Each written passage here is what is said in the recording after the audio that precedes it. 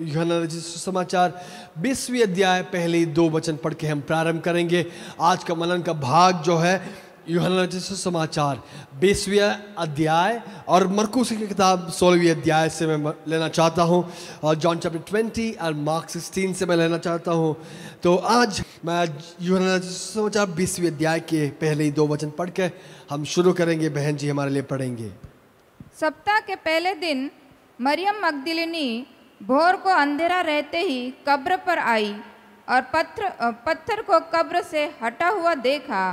तब वह दौड़ी और शिमोन पतरस और उस दूसरे चेले के पास जिससे यीशु प्रेम रखता था आकर कहा, वे प्रभु को कब्र में से निकाल ले गए हैं और हम नहीं जानती कि उसे कहाँ रख दिया है।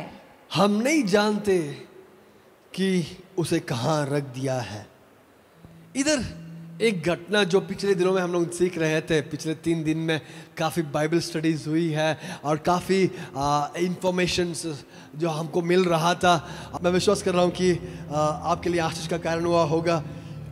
इस समय इस वचन से अगर हम देखेंगे, यूहन्ना रचित सुसमाचार इस जो 20वीं आयत अगर हम देखेंगे तो इस 20वीं आयत में हम देख पाएंगे कि सप्ताह के पहले दिन, यानी उनके अनुसार या हमारे कैलेंडर के अनुसार भी अगर हम देखेंगे, सप्ताह के पहले दिन जो आज का दिन जो रविवार है, उस सप्ताह के पहले दिन मरियम मगदलिनी और उनके साथीगण भोर को अंधेरे रहते ही कब्र पर आई।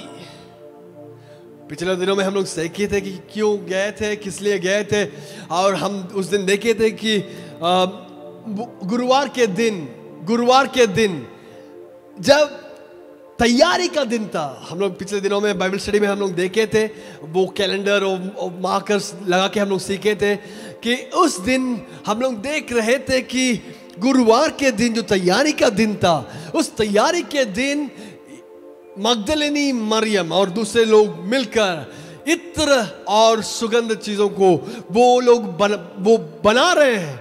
क्यों? अगले मौका मिलते ही यीशु मसीह की शरीर पर लगाना है। हम लोग उस दिन देखे थे कि काश हमको एक मौका मिले, क्योंकि परमेश्वर यीशु मसीह ने वादा किया है कि वो जल्दी से वो जी उठेंगे, वो पुनरुत्थान होंगे। पता नहीं वो कब होगा। अगर कोई कब्रिस्तान में या कोई सेमेटरी में जाके एक जगह लेंगे तो सेमेटरी के अधिकारी भी जानते हैं कि यह सेमेटरी टेम्पररी के लिए नहीं, वो परमानेंट के लिए वो लोग खरीद लिए हैं। दुनिया में ऐसी एक इतिहास नहीं है कि टेम्पररी के लिए, बाड़ा के लिए, कुछ पल के लिए कब्रिस्तान की वो जगह को ले।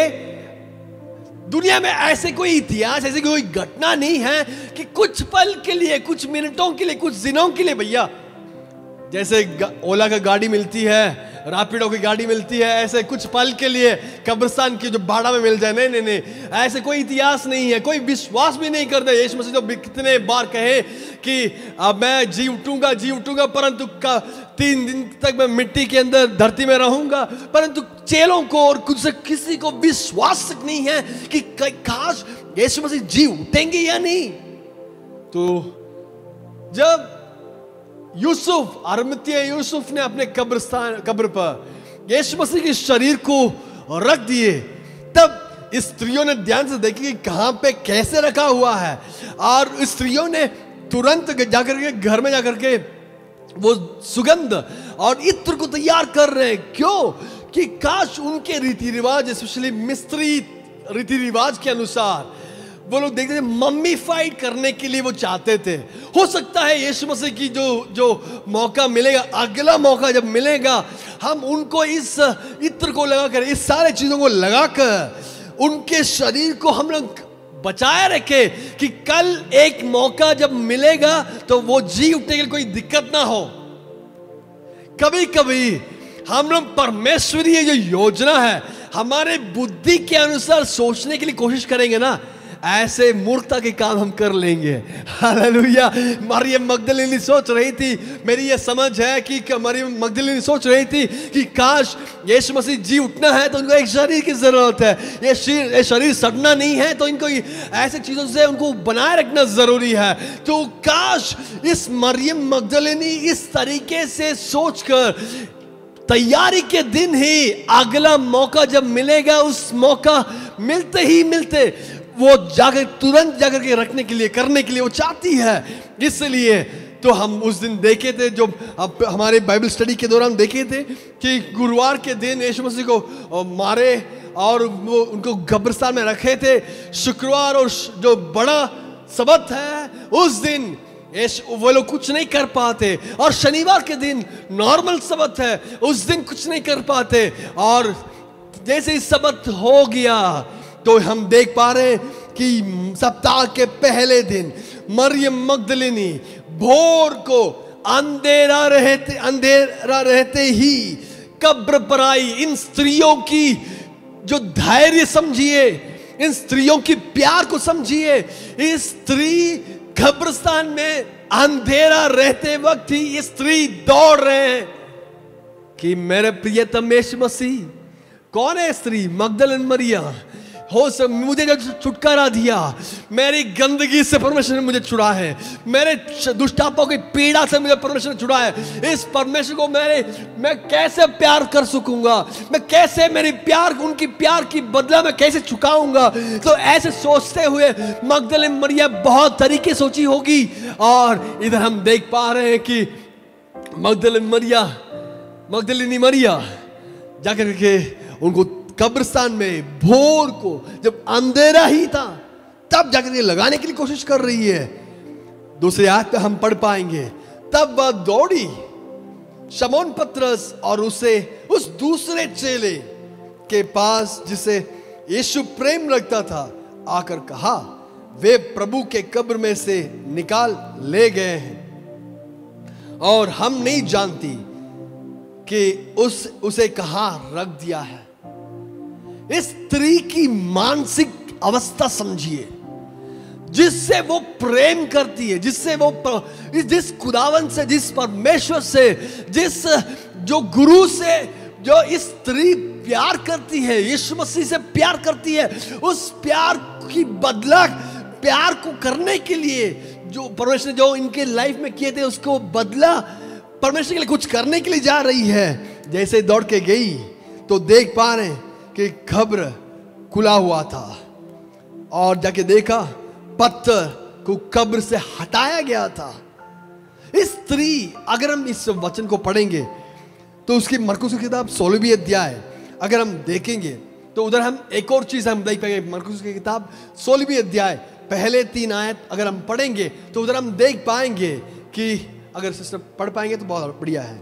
जब स्तब का दिन बीत गया तो मरियम मगदलीनी और याकूब की माता मरियम और सलोमी ने सुगंधित वस्तुएं मोल ली कि आकर उस पर मले।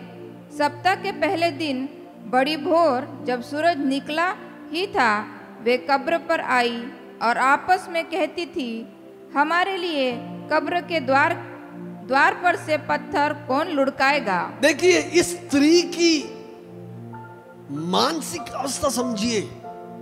कितने लोग हैं? काफी लोग हैं, एक स्त्री नहीं है। मरकुस के किताब से हम देख पाएंगे कि एटलीस्ट 3 लोग तो मिनिमम है।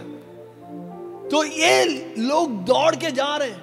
जाते वक्त उनकी एक प्रश्न था, हमारे लिए कब्र के द्वार पर से पत्थर कौन लुढ़काएगा? हमारे लिए कब्र के द्वार से इस पत्थर को कौन लुढ़काएगा? आज प्रभु के सन्निधि में, प्रभु के भवन में ऐसे मानसिक अवस्थाओं से, ऐसे एक प्रश्नों से आप आए होंगे कि मेरे लिए इस बड़ा चट्टान को, इस बड़ा पत्थर को कौन लुढ़काएगा। आप कहते होंगे कि मेरे इस समस्याओं के मध्य में कौन हल दे सकता है, मेरे इस प्रश्नों के मध्य में कौन इस पत्थर को, इस बड़ा पत्थर को कौन मेरे लिए लुढ़काएगा। यदि आप इस सुबह के समय ये प्रभु के भवन में इस प्रश्न के साथ आए हैं कि कौन मुझे सहायता करेंगे, कौन मुझे मदद करेंगे, कौन मुझे सहायता करेंगे, कौन मुझे आगे बढ़ने में सहायता करेंगे, मैं कैसे आगे बढ़ूंगा, कैसे मैं इस काम को करूंगा। ऐसे सोचने वाले कोई है तो आज सुबह के संदेश आपके लिए परमेश्वर ने दे रहे हैं कि इस स्त्रियों की प्रश्न यह था, हमारे लिए कब्र के द्वार पर से पत्थर को कौन लुढ़काएगा। इस स्त्री की मानसिकता समझिए, कौन लुढ़काएगा। हम तो जा रहे हैं, इतनी बड़ी एक चैलेंजिंग सिचुएशन में जा रहे हैं, इतना तक कि हम दूसरे अध्यायों से अगर हम पढ़ेंगे तो हम देख पाएंगे जैसे ही कब्र में लाश को रखा गया था, उस लाश को रखने के बाद उसके द्वार पर बड़े पत्थर को लुढ़का कर रखे थे और रोमन इंपीरियल एक छाप, एक सील को डाल दिया गया। यानी कोई इसको तोड़ेगा तो जैसे आप सील को तोड़ेंगे ऐसे आपको भी जान की सवाल है। कोई धैर्य नहीं दिखा रहे हैं और इतना तक कि उस कब्र को सुरक्षा देने के लिए काफी सैनिकों को तैनात किया गया था, काफी सैनिकों को तैनात किया गया था। इतने एक असंभव चीज के मध्य में भी ये स्त्रियों दौड़ के जा रहे हैं। कौन हमारे लिए पत्थर को लुढ़काएगा, कौन हमारे लिए इस पत्थर को लुढ़काएगा। सब चीज असंभव है। सील, सरकारी सील लगा हुआ है और सरकारी सैनिकों को तैनात किया गया है और इनको ये परवाह नहीं, परंतु इनका प्रश्न है कौन मेरे लिए पत्थर को लुढ़काएगा। आपके सामने बहुत सारे ऐसे चीज हो सकता है जो आप कहेंगे कि भैया ये चीज फलाना चीज देखकर मैं कह पाऊंगा कि सब कुछ असंभव है, परंतु आज आपके सामने प्रश्न है कि कौन मेरे लिए पत्थर को लुढ़काएगा, कौन मेरे लिए एक राह को खोल के देंगे, कौन मेरे लिए अंदर जाने की, यीशु मसीह की लाश पर इस सुगंध वस्तुओं को, इस इत्र को लगाने के लिए कौन मुझे मौका बना के देंगे। ऐसे सोचते हुए दौड़ रहे हैं स्त्री। हम इस देख पा रहे हैं कि यूहन्ना जैसे समाचार अगर हम देखें तो काफी डिटेल्ड एक वर्णन उस अध्याय में हम देख पाएंगे और उस अध्याय में हम अगर देखेंगे तो मुख्य तौर से अगर उस पुस्तक की जो पृष्ठ है अगर हम समझेंगे तो हम समझ पाएंगे कि इस कहानी किस लिए इस शैली में लिखा गया है। यूहन्ना जो एफेसुस कलीसिया की पास्टर है, यूहन्ना जो एफेसुस कलीसिया की पास्टर है, आप लोग ध्यान से सुनना है। इस अध्याय को अगर समझना है तो इस घटना को, इसके पृष्ठ को समझना जरूरी है। और यूहन्ना जो एफेसुस कलीसिया की पास्टर है, वे लोग जब एक AD 70 में जब प्रभु के मंदिर को तोड़ा गया, उसको डिमोलिश किया गया और यहूदियों पर ऐसी ताड़ना हुआ कि यहूदी विश्वासी लोग, वे लोग दौड़कर बड़े बड़े जंगलों में वो छिपे गए और जो कलीसिया एक जगह पर था वे लोग बिखर गए। अब उनको प्रोत्साहन देने के लिए कोई नहीं है, अब इनकी विश्वास ढीला हो रहा है। कभी कभी जब मुसीबतें आएंगी तो हम प्रभु से भी दूर हो जाएंगे, सही है ना। कभी कभी जब मुसीबतें आएंगे तो काश हमारा जो विश्वास भी ठंडा पड़ जाएगा। तो इधर हम देख पा रहे हैं कि ये यहूदी विश्वासियों की जब विश्वास ठंडा हो रहा है, वो लोग सोच रहे हैं कि अरे खास अब क्या करें, कैसे होगा। अब वो लोग बिखर गए, वे लोग डरे हुए हैं, क्या होगा कैसे होगा, वे लोग डरे हुए हैं।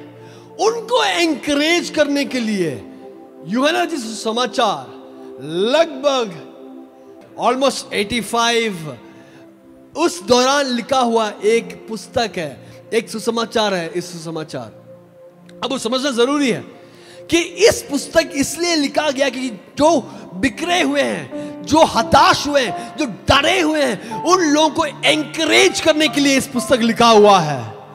और आज इस पुस्तक को अगर हम देखेंगे तो इस पुस्तक में से एक 3 गोल्डन थ्रेड, एक धागा के समान पहले अध्याय से लेकर के आखिरी अध्याय तक अगर हम देखेंगे तो 3 गोल्डन थ्रेड, एक सोने की एक धागे के समान, उधर यहूदी परंपरा को बताते हुए उनको धैर्य में रहने के लिए, उनको शांति में रहने के लिए, उनको प्रभु के प्यार में बने रहने के लिए, उनको एंकरेज करने की एक चीज इस पूरे अध्यायों में, इस पूरे पुस्तक में हम देख पाएंगे।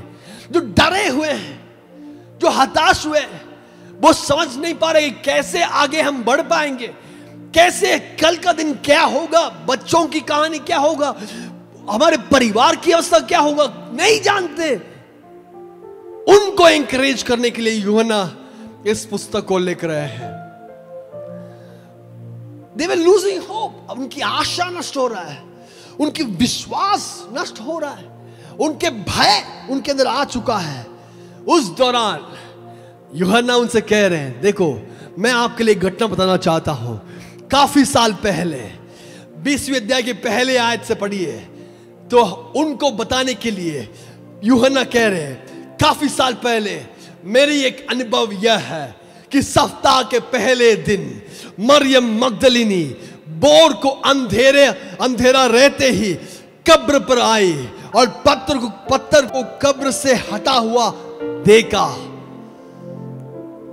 वे लोग डरे हुए थे। उनके सामने प्रश्न यह था कि कौन हमारे लिए पत्थर लुढ़काएंगे, कौन हमारे लिए एक चमत्कार कर पाएंगे, कैसे हम इन सैनिकों को सामना कर पाएंगे, कैसे हम इन बड़े सैनिकों को हम सामर्थ्य से हम इसका सामना कर पाएंगे, क्योंकि अगर उसके करीब जाएंगे तो हमारे गर्दन काट डाल दिए जाएंगे। रोमन इंपीरियल छाप मुद्रा जो सील उनके पर लगा हुआ है। अब वे लोगों के सामने आप लोग डरे हुए हैं ना, आप लोग रोमन सरकार के कारण, उस दिनों में जो सम्राट था जिसने यहूदी मंदिर को तोड़ डाल दिया था और पूरे यहूदियों को उनके भय डाल दिया था, सारे यहूदियों को वो सरकार नाश कर रहे हैं। तो आप भी डरे हुए हैं क्या? अब मैं आपके लिए घटना बताना चाहता हूं कि देखो सप्ताह के पहले दिन मरियम मगदलिनी भोर को अंधेरा रहते ही कब्र पर आई और पत्थर को कब्र से हटा हुआ देखा।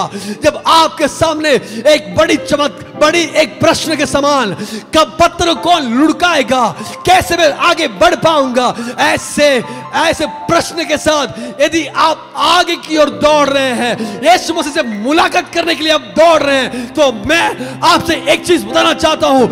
यदि आप प्रभु यीशु मसीह के करीब जाने के लिए यदि आप अपना कदम रख रहे हैं, तो आपके लिए पत्थर को लुढ़काने वाला एक परमेश्वर की सानिध्य, परमेश्वर के काम आपके लिए करने वाले हैं। हालेलुया, आमीन। यहूदी विश्वासियों, आप डरे हुए हैं क्या? डरे हुए हैं क्या? आप जो सोच रहे हैं कैसे हम सामना कर पाएंगे, आप सोच रहे हैं इस पत्थर को कौन लुढ़काएंगे, तो मैं आपके लिए बताना चाहता हूं, काफी साल पहले, लगभग 55-60 साल पहले एक घटना हुआ था। मगदलिनी मरियम, सोलोमी, ऐसे काफी लोग कब्र के पास जा रहे थे। वे रोमी सैनिकों का सामना करना था, परंतु उनके सामने कैसे होगा नहीं जानते थे, परंतु अंधे की एक हाथ उनके लिए काम करने के लिए, उस अंधेरा रहते वक्त ही उनके लिए काम करने के लिए, उनके लिए उतर कर आने के लिए, परमेश्वरीय दूतगण उतर के आने के लिए, उनके लिए द्वार को खोलने के लिए उतर के आए थे। मैं आज आपके बताना चाहता हूं, यदि आप कह रहे भैया हर दरवाजा बंद हुआ है, आप कहते होंगे भैया मेरे सामने जो दरवाजा था सब कुछ बंद हो गया है, मैं पता नहीं मेरे करियर में कैसे आगे बढ़ाऊंगा, पता नहीं मैं कैसे इसका सामना कर पाऊंगा। आप कहते होंगे कि सारे दरवाजा बंद हुआ है, परंतु मैं आज आपसे बोलना चाहता हूं, बी फेथ, आप विश्वास में बने रहिए। बी इन फेथ, आपके विश्वास में बने रहिए, क्योंकि आपके लिए द्वार खोलने वाला एक परमेश्वरीय काम आपके लिए होगा।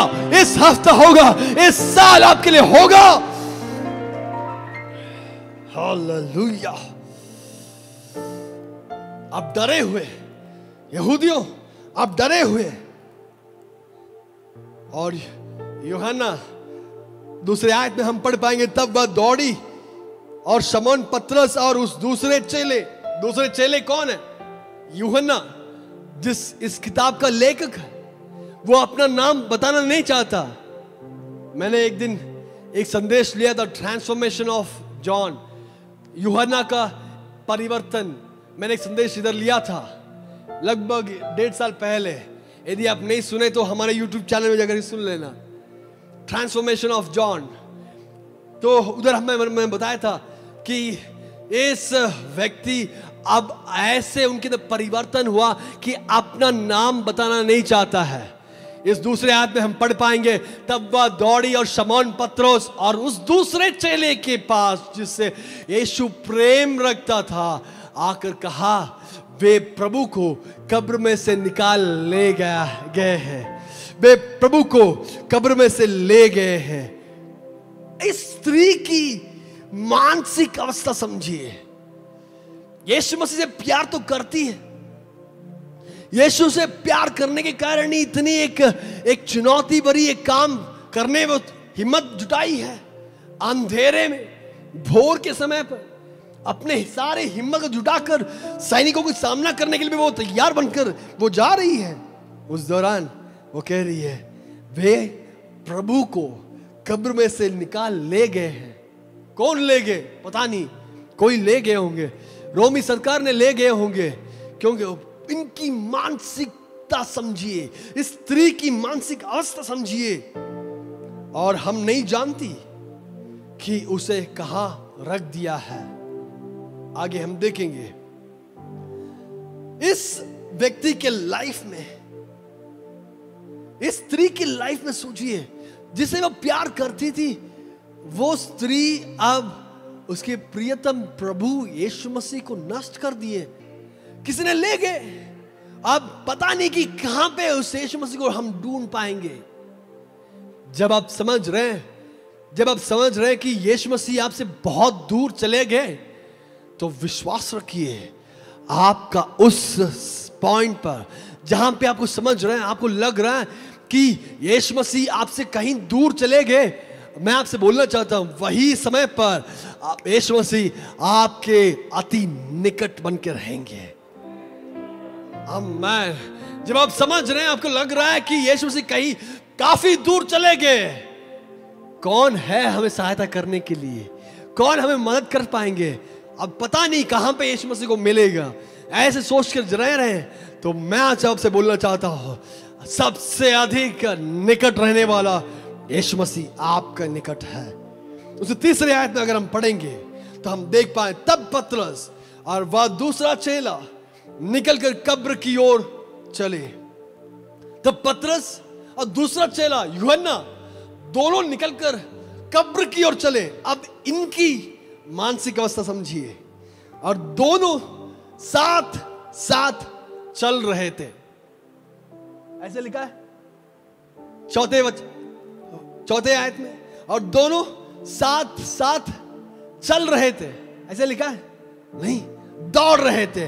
क्योंकि इनका यीशु मसीह के पास, अब मरियम मगदलीनी बताए कि अब मुझे यीशु मसीह नष्ट हो चुका है, तो उनको देखने के लिए पतरस और यूहन्ना दोनों मिलकर वे लोग दौड़ रहे हैं। परंतु दूसरा चेला यूहन्ना पतरस से आगे बढ़कर कब्र पर पहले पहुंचा। दोनों दौड़ रहे हैं, दोनों बेहतरीन तरीके से दौड़ रहे हैं। परंतु यूहन्ना की मानसिक अवस्था समझिए। यूहन्ना से यीशु मसीह बहुत प्यार करते थे। हमेशा इतिहास हमें सिखाता है कि हमेशा यीशु मसीह के सीने से लगा हुआ एक व्यक्ति था यूहन्ना। और यूहन्ना जब पूरे संग एक साथ दौड़ रहे हैं, पतरस और यूहन्ना दौड़ रहे हैं, परंतु यीशु मसीह की प्यार इनको और तेजी से दौड़ने के लिए इनको प्रेरणा दे रहे थे। क्या आपको और मुझे एक और मील दौड़ने के लिए, एक और मील एक्स्ट्रा दौड़ने के लिए क्या यीशु मसीह की प्यार हमें खींच रहे हैं? क्या प्रभु के लिए कुछ और काम करने के लिए, हमारे बलहीनताओं के मध्य में भी, हमारी हर तरीके के बिजी शेड्यूल्ड लाइफ के मध्य में भी, क्या हमें यीशु मसीह के लिए और कुछ करने के लिए, एक एक्स्ट्रा माइल दौड़ने के लिए, क्या यीशु मसीह की प्यार हमें और सामर्थ्य रूप से खींच रहे हैं? दोनों एक साथ दौड़े, साथ साथ दौड़ रहे थे, परंतु प्यार के कारण आगे यूहन्ना आगे वो बढ़ गए। उसे चटा आए, तब शमौन पतरस उसके पीछे पीछे पहुंचा, कब्र के भीतर गया और कपड़े पड़े देखे। 8वें आयत, तब दूसरा चेला भी जो कब्र पर पहले पहुंचा था भीतर गया और देखकर विश्वास किया। इतना सारा कहानी आपको पृष्ठ के रूप में समझ गए होंगे। मैंने कहा कि किसके लिए लिखा हुआ इस कहानी है, किन व्यक्तियों के लिए लिखा हुआ कहानी है। वे उन व्यक्तियों के लिए लिखा हुआ कहानी जो अपने जिंदगी में आशाहीन रह गए, अपने जिंदगी में अब वो नहीं जानते कि कैसे इसको सामना करें। अब वो नहीं जानते कि कल का दिन कैसे होगा, हम कैसे अपने घर, अपने शहर, अपने गांव में हम वापस जाएं। हम उस सरकार के कारण हम लोग डरे हुए हैं। अगर उस प्रभु के मंदिर को तोड़ने के लिए उसको हिम्मत है, तो प्रभु के भक्तों को भी उनको नाश करने के लिए इस सम्राट हिचकिचाएगा नहीं। ऐसे समय पर इस पतरस और यूहन्ना दौड़ के जा रहे हैं, वे लोग डरे हुए हैं, पता नहीं क्या होगा, कैसे होगा। और उसकी 9वीं आयत में हम देख पाएंगे, वे तो अब इस घटना विश्वास किए। उसके 8वीं आयत में हम देखें, तब दूसरा चेला भी जो कब्र पर पहले पहुंचा था भीतर गया और देखकर विश्वास किया। क्या विश्वास किया? कि जो मरियम मगदलीनी ने बताया थी कि यीशु मसीह को कोई किसी ने चुरा के ले गए। अब इसको नंगी आंखों से देखकर विश्वास हुआ कि सच है कि मेरे प्रियतम यीशु मसीह को किसी ने चुरा के ले गए। अब हम कहां पे उनको मिल पाएंगे? अब हम कहां पे उनसे मुलाकात कर पाएंगे? हो सकता है हम लोग पूरा अपने जिंदगी भर के लिए यीशु मसीह से हम लोग अलग हुए हैं। हम नहीं जानते कि कैसे और कहां पे उन्हें मिले। 9वीं आयत में हम देख पाए कि वे तो अब तक पवित्र शास्त्र की वह बात ना समझते थे कि उसे मरे हुए में से जी उठना होगा। मैंने ऑलरेडी कह चुका हूं कि यीशु मसीह ने काफी बार कहा था कि वो दोबारा जी उठने वाले हैं, परंतु उनके अंदर विश्वास नहीं हुआ। 10वीं आयत, तब ये चेले अपने घर लौट गए, परंतु मरियम रोती हुई कब्र के पास ही बाहर खड़ी रही और रोते रोते कब्र की ओर झुककर 2 स्वर्गदूतों को उज्जवल कपड़े पहने हुए, एक को सिरहाने और दूसरे को पैताने बैठे देखा जहां यीशु का शव पड़ा था। उन्होंने उससे कहा, हे नारी, तू क्यों रोती है? उसने उनसे कहा, वे मेरे प्रभु को उठा ले गए और मैं नहीं जानती कि उसे कहां रखा है। देखिए, सारे लोग जब पत्रों से, शमौन आप तो यीशु मसीह नष्ट हो गए, कहां पे ढूंढ पाएंगे? हम लोग वापस चलेंगे, घर चले जाएंगे। परंतु यदि परमेश्वर का प्यार है तो उनका मिलने तक आप खड़े रहेंगे। यदि आपकी आगे बढ़ने की आपका कारण, द ड्राइविंग फोर्स, यदि परमेश्वर का प्यार है, मिलने तक, उनसे मुलाकात होने तक आप खड़े रहेंगे। खड़े रहेंगे।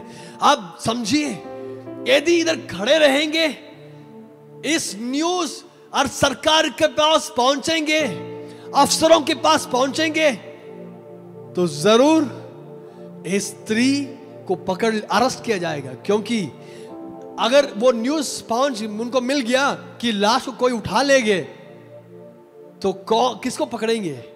इस स्त्री को पकड़ेंगे, क्योंकि वो घटना की जो जगह है, उस घटना की जगह पर किसको मिला था? इसी मगदलिनी मरियम को मिला था। उस मगदलिनी मरियम को उधर मिला तो अरेस्ट करने की सारी चांसेस है, फिर भी उसको परवाह किए बिना वो खड़ी रही, रोती हुई खड़ी रही। और हम देख पा रहे हैं कि 13वीं आयत में उन्होंने उससे कहा, हे नारी तू क्यों रोती है? उसने उनसे कहा, वे मेरे प्रभु को उठा ले गए, मैं नहीं जानती कि उसे कहाँ रखा है। उसे 14वीं आयत, यह कहकर वह पीछे फिरी और यीशु को खड़े देखा और ना पहचाना कि यह यीशु है। यीशु ने उससे कहा, हे नारी तू क्यों रोती है, किसको ढूंढती है? उसने माली समझकर उससे कहा, हे श्रीमान, यदि तूने उसे उठा लिया है तो मुझसे कह कि उसे कहाँ रखा है, और मैं उसे ले जाऊंगी, और मैं उसे ले जाऊंगी। स्त्री की कहने की एक बात है, जब यीशु मसीह को उसकी मुलाकात नहीं हुई, यीशु मसीह की लाश उसको नहीं मिल रही है, इस स्त्री की अवस्था समझिए कि अब किसी भी हालत में मुझे इस यीशु मसीह को पाना है। जो मुझे नष्ट हुआ उस यीशु मसीह को पाना है, जो मुझे नष्ट हुआ उस यीशु मसीह को पाना है।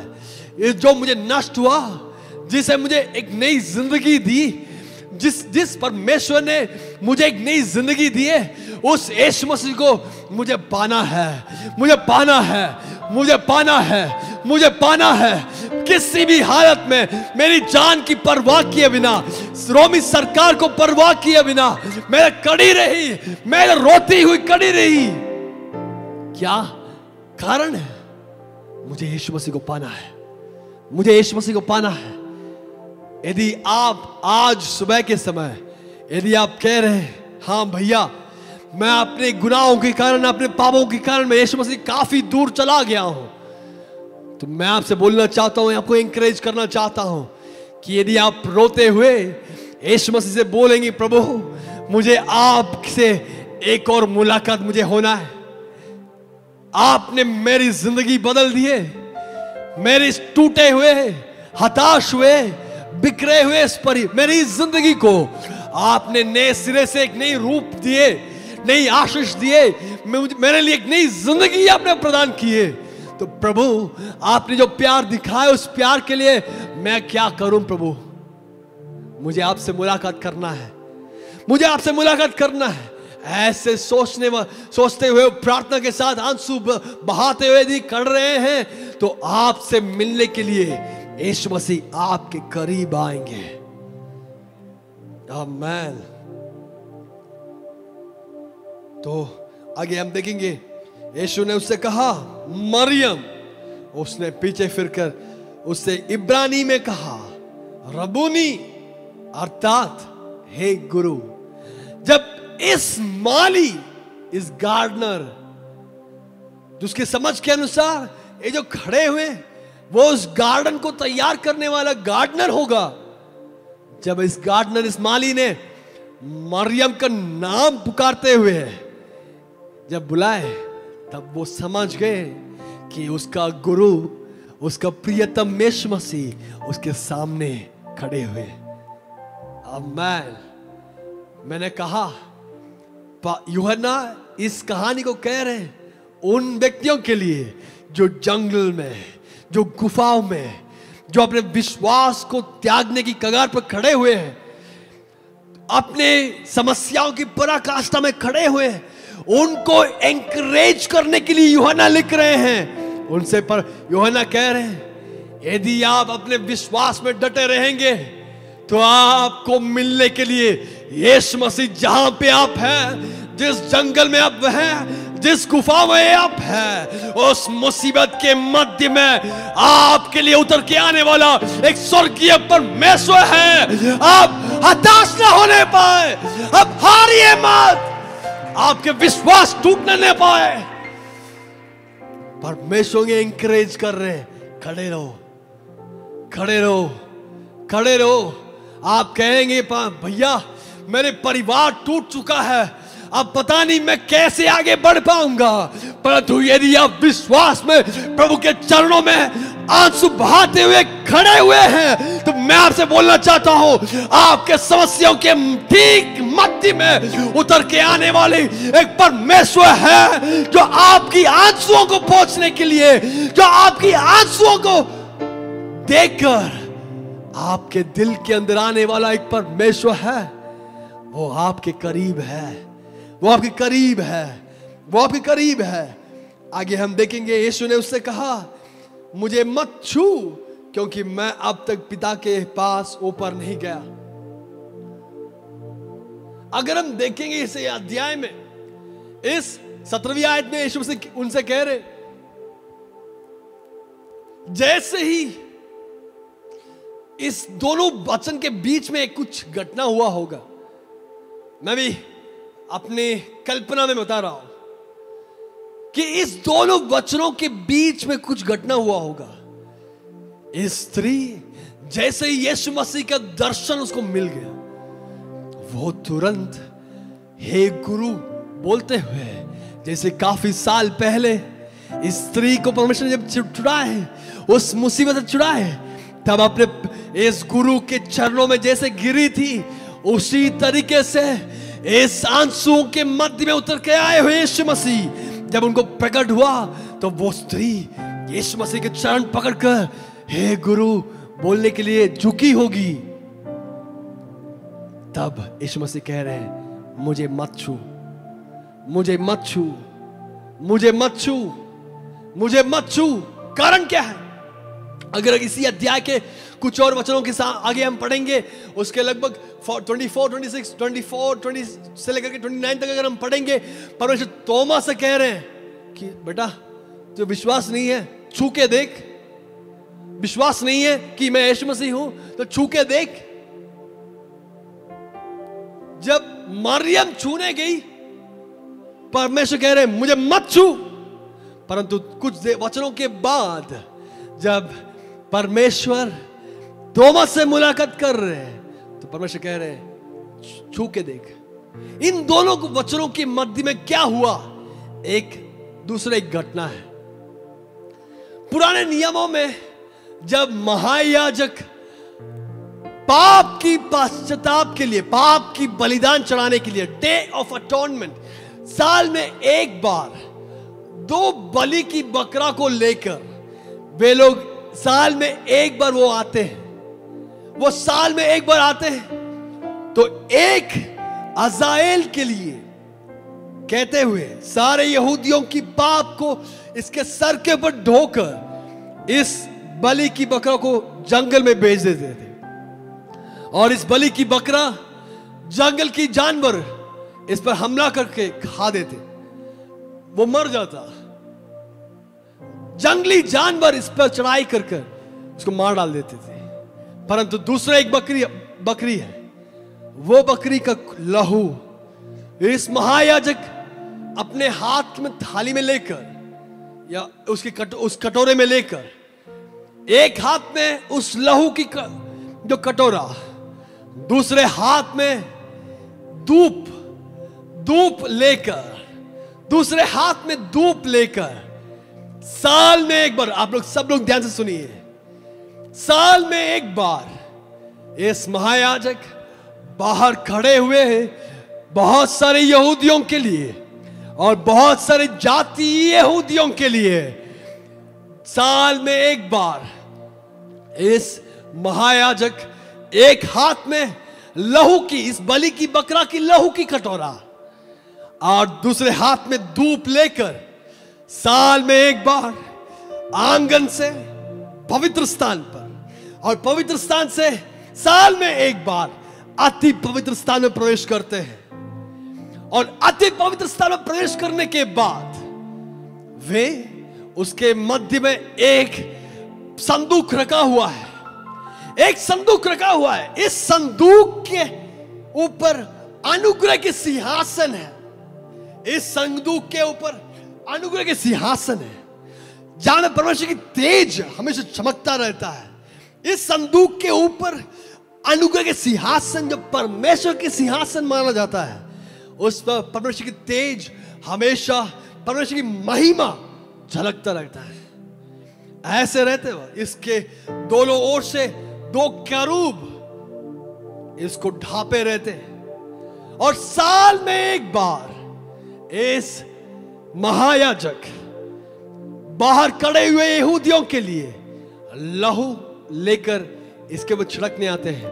परंतु जैसे प्रवेश होंगे तो इस महिमा को अपने नंगे आंखों से नहीं देख पाएंगे, इसलिए अपने हाथ में जो धूप है, उस धूप में से जो धुआं उड़, तो उस पूरे पवित्र स्थान को उस धुआं से भर देते हैं, और उस धुआं के द्वारा ही इस महायाजक इस पवित्र स्थान में रखे हुए संदूक के पर जो परमेश्वर की जो अनुग्रह के सिंहासन है, उस अनुग्रह के सिंहासन पर उस राहु को छिड़कना है। उस धूप के मध्य से ही, उस धुआं के मध्य से, धुआं के द्वारा ही इस अनुग्रह के सिंहासन के पास आते हैं, और इस लहू को अपने उंगलियों से लेकर इसके ऊपर छिड़कते हैं।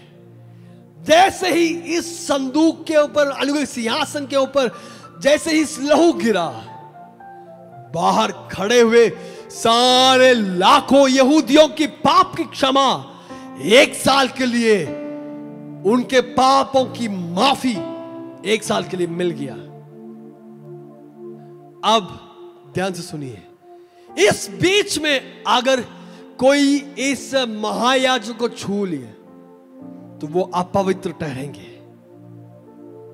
नया नियम का महायाजक बनकर हमारा मसीह, यीशु मसीह हमारे लिए इस धरती पर इस पाप के लिए मरे हुए, संसार के पाप को ढोने वाला इस मेमना बनकर यीशु मसीह हमारे लिए आए, और उस सूली पर हमारे लिए वो मेमना मारे गए, और हम देख पाएंगे कि तीसरे दिन अपना लहू लेकर सच्चे अनुग्रह की सिंहासन जो स्वर्गीय स्थानों में है, जहां में पिता परमेश्वर विराजमान है, उस पिता परमेश्वर के पास इस लहू को सौंपना जरूरी है। अगर इस बीच कोई इसको छुए तो जो बलिदान हुआ सब कुछ व्यर्थ ठहरेगा। इसलिए परमेश्वर उनसे कह रहे हैं, ये स्त्री, 17वीं आयत, कि परमेश्वर उनसे कह रहे हैं, यीशु ने उसे कहा मुझे मत छू, क्योंकि, अब ध्यान से सुनिए, क्योंकि मैं अब तक पिता के पास ऊपर नहीं गया, मैं अब तक पिता के पास ऊपर नहीं गया, परंतु मेरे भाइयों के पास जाकर उनसे कह दे कि मैं अपने पिता और तुम्हारे पिता और अपने परमेश्वर और तुम्हारे परमेश्वर के पास ऊपर जाता हूं। देखिए, इस बलिदान के द्वारा मैंने जो जितने लोग कल जुड़े थे, आप सब लोग सुने होंगे कि ले पालकपन पुत्र की एक अधिकार परमेश्वर ने हमें दिए हैं। यीशु मसीह में जितने लोग विश्वास किए, हम सबको परमेश्वर ने गोद लेकर हमें परमेश्वर ने अपना बेटा, अपने पुत्र बना लिए। हमें ऐसे एक दर्जा दिया गया कि आज से हम लोग पिता परमेश्वर के बेटा बनकर रहेंगे। और कल हम लोग सुने थे कि यीशु मसीह जो इकलौता बेटा था, इस मृत्यु के बाद परमेश्वर यीशु मसीह पहलौटा बन गया, और हम सबको परमेश्वर ने अपना बेटा बना लिए। आमीन, हालेलुया। क्या योग्यता है! इसलिए परमेश्वर कह रहे हैं कि अपने चेलों से जाकर कहे, परंतु मेरे भाइयों के पास, देखिए अब तक तो चेले लोग थे, परंतु यीशु मसीह कह रहे हैं अब वो चेला ना रह गया, मेरे भाइयों के पास जाकर कहे। कितनी बड़ी सौभाग्य परमेश्वर ने हमें दिए हैं, कितनी बड़ी सौभाग्य परमेश्वर ने हमें दिए हैं। परंतु मेरे भाइयों के पास जाकर उनसे कह दे कि मैं अपने पिता और तुम्हारे पिता और अपने परमेश्वर और तुम्हारे परमेश्वर के पास ऊपर जाता हूं। कितनी बड़ी सौभाग्य परमेश्वर हमें दिए। 18वीं आयत, मरियम मगदलिनी ने जाकर चेलों को बताया, मैंने प्रभु को देखा और उसने मुझसे बातें कही। उसी दिन जो सप्ताह का पहला दिन था, संध्या के समय, ध्यान से सुनिए, संध्या के समय, जो पहले दर्शन सुबह के समय था, और उसी पहले सप्ताह के पहले दिन संध्या के समय, जब वहां के द्वार जहां चेले थे यहूदियों के डर के मारे बंद थे, जब यीशु आया और बीच में खड़ा होकर उनसे कहा, तुम्हें शांति मिले, तुम्हें शांति मिले। 19वीं आयत में आपके लिए और मैं पढ़ना चाहता हूं।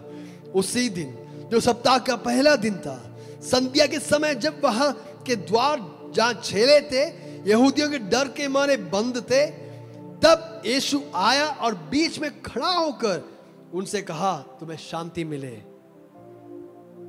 ये चेले लोग इतना डरे हुए हैं कि अब वो किसी के सामने अपना चेहरा दिखाना नहीं चाहते।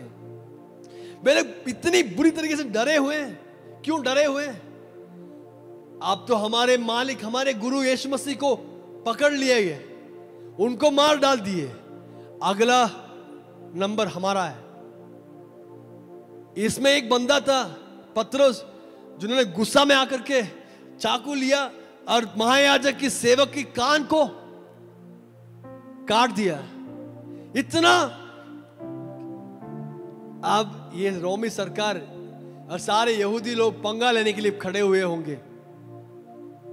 कान काट दिया, इनको पंगा लेने के लिए पूरे लोग देखते हुए होंगे। डर के मारे वे लोग छिपे हुए हैं, बंद दरवाजे के अंदर वे लोग बैठे हुए। कल का दिन कैसे होगा, कल कैसे होगा, कल इसको कैसे हम सामना करेंगे, बंद दरवाजे के अंदर छिपे हुए हैं। मैंने कहा था ना, किसके लिए लिखा हुआ है? जो जंगल में छिपे हुए हैं, जहां जो गुफाओं में छिपे हुए हैं, उनके लिए लिखा हुआ कहानी है।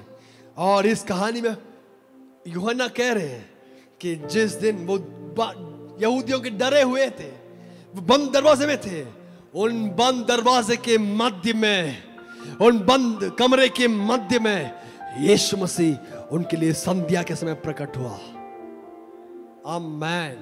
यदि आप डरे हुए हैं, यदि आप कह रहे हैं कि कोई राह नहीं है, तो आपके मध्य में भी यीशु मसीह आके खड़े होंगे और परमेश्वर पहला शब्द कह रहे हैं, तुम्हें शांति मिले, तुम्हें शांति मिले। They were afraid, वो डरे हुए, वो छिपे हुए। और दूसरा कारण यह हो सकता है कि काश अब ये जो लाश उठा लिए गए, ये लाश को ढूंढने के लिए रोमी सरकार आएंगे। एक तो यहूदियों के डरे हुए, अब लाश को उठा लिए गए, क्या जाने इन चेले लोग उठा के ले गए होंगे। अब ये चेलों को ढूंढने के लिए वे लोग ढूंढ रहे होंगे, क्योंकि लाश मिसिंग है। आप पूरी तरह से डरे हुए, कैसे होगा नहीं मालूम। तब परमेश्वर कह रहे हैं, तुम्हें शांति मिले। जब डरे हुए हैं तो यीशु मसीह कह रहे हैं, शांति मिले। इस अध्याय में परमेश्वर 3 बार कह रहे हैं, उनसे कह रहे हैं 19वीं आयत में, 21वीं आयत में और 26वीं आयत में परमेश्वर कह रहे हैं, तुम्हें शांति मिले, तुम्हें शांति मिले। किस लिए? और 20वीं आयत में अगर हम देखेंगे, जैसे परमेश्वर उनसे कहा तुम्हें शांति मिले, और यह कहकर उसने अपना हाथ और अपना पंजर उनको दिखाए, तब चेले प्रभु को देखकर आनंदित हुए, आनंदित हुए। जब उनको शांति मिल गया, तब उनके अंदर आनंद हुआ। इस पुस्तक की एक विशेषता यह है कि इस पुस्तक में यूहन्ना उन बार बार उनसे कह रहे हैं, 14वीं आयत में हम कह रहे हैं, उसके बहुत सारे आयतों में बहुत सारे जब यूहन्ना कह रहे हैं कि शांति जो संसार नहीं देती है, ऐसे शांति मैं तुझे देता हूं। मैं तुम्हारे लिए ऐसी शांति देता हूं जिस शांति के द्वारा तुम्हें आनंद मिलता है। अपने चुनौतियों के मध्य में भी, डरे हुए मध्य में भी, परमेश्वर आपसे कह रहे हैं, बेटा तुझे शांति मिले, शांति मिले। और शांति और आनंद प्रभु आपको भरना चाहते हैं। इस जो पुनरुत्थान हुआ यीशु मसीह, वो आज भी आपसे कह रहे हैं शांति मिले। इस पुनरुत्थान हुआ यीशु मसीह आपसे कह रहे हैं तो शांति मिले। कारण क्या है? बेटा, मैं जो मरा हुआ था, यदि मैं मरे मुर्दों में से मुझे जिलाया गया, विश्वास रखिए। पहले कुरिन्थियों की किताब 15वीं आयत में, अगर हम 15वीं अध्याय में अगर हम देखेंगे तो परमेश्वर कह रहे हैं कि आपको जैसे मुझे जिलाया गया, आपको भी मरे हुए में से जिलाने के लिए यीशु मसीह, पिता परमेश्वर, पवित्र आत्मा सामर्थ्य है।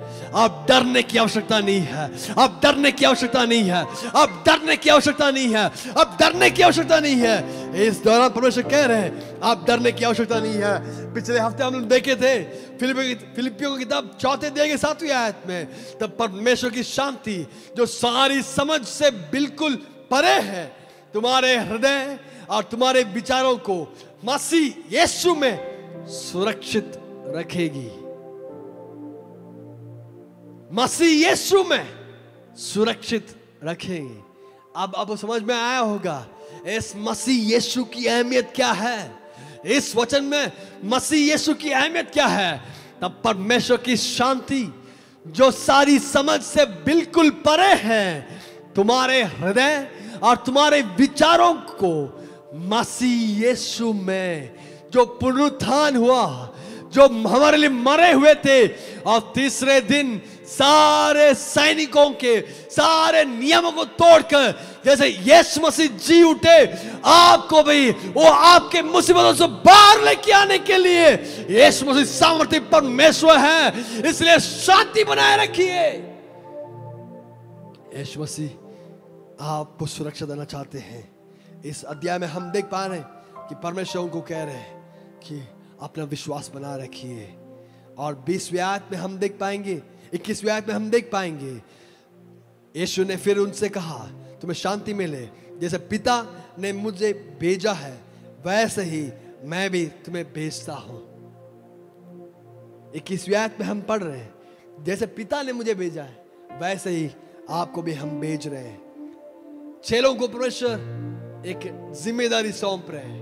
इस अध्याय, इस पुस्तक में लगभग 30 बार यीशु मसीह कह रहे हैं जैसे पिता मुझे भेजे वैसे ही मैं आपको भेज रहा हूं।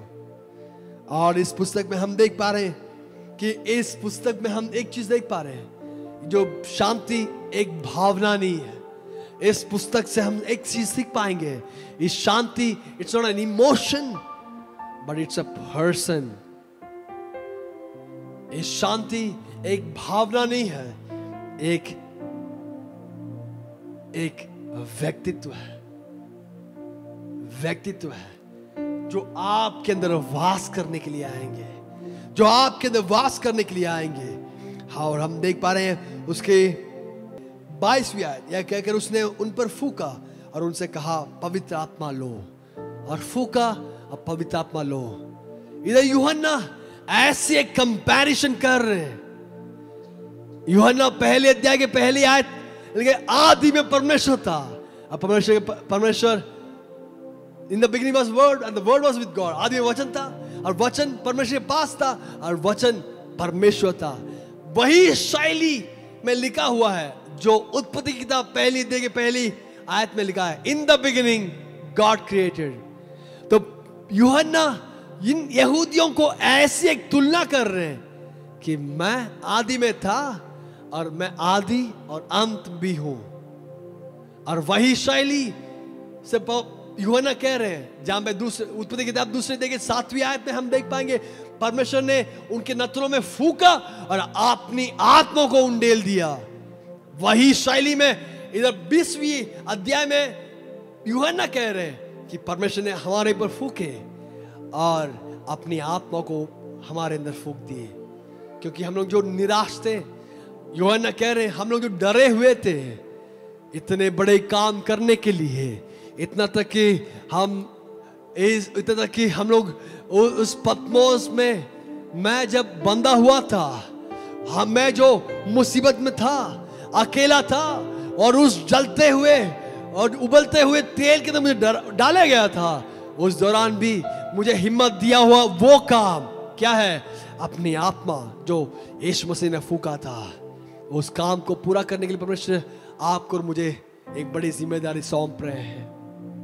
आज सुबह के समय मैं प्रार्थना करना चाहता हूं, हम सबके पर एक जिम्मेदारी है कि प्रभु के काम करें। परमेश्वर उन लोगों से कह रहे हैं कि जैसे परमेश्वर ने मुझे भेजा, आपको भी मैं भेज रहा हूं। कहने का मतलब क्या है? आपने देखे कि आप लोग पिछले 3.5 साल मेरे साथ रहकर आपने सीखे होंगे कि परमेश्वर ने मुझे क्या काम करने के लिए मुझे परमेश्वर ने भेजा है। मेरे द्वारा मुर्दों को जिलाए, मेरे द्वारा बीमारियों को प्रभु ने चंगाई किया, मेरे द्वारा दुष्ट आत्माओं को भगाए, मेरे द्वारा नेचर, इस प्रकृति को परमेश्वर ने नियंत्रण किया। बेटा, चेले लोग, भाइयों, आप लोग डरो मत, मैं तुझे भेज रहा हूं। किस लिए? जैसे मैंने काम किया ऐसे आपको भी काम करने के लिए परमेश्वर भेज रहे हैं। इस साल आपको और मुझे एक बड़ी जिम्मेदारी सौंपा है, सुसमाचार बताने की जिम्मेदारी सौंपा है। मेरे परमेश्वर मरे हुए गाड़ेंगे और सबसे उत्तम, सबसे बेहतरीन चीज यह है कि यीशु मसीह मुर्दों में से जिलाया गया और आज भी जीवित है, आपके लिए और मेरे लिए जीवित है। इस यीशु मसीह कह रहे हैं, आप डरो मत, आप डरो मत, मैं तुझे शांति देता हूं, तुम्हें शांति मिले।